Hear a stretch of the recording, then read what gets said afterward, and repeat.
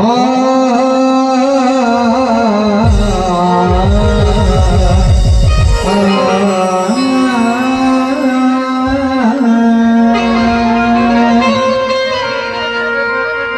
वाजत नाही ना तुम्हाला? नाही ना? आता आमच्या शुभंगी पांडेनं आपल्या समोर गीत सादर केलं. त्या अंगात गरमी आलीच असेल. त्यांनी इतकं सुंदरचं गीत सादर केलं की एकदा त्यांच्यासाठी सुद्धा टाळ्या वाजवून द्या.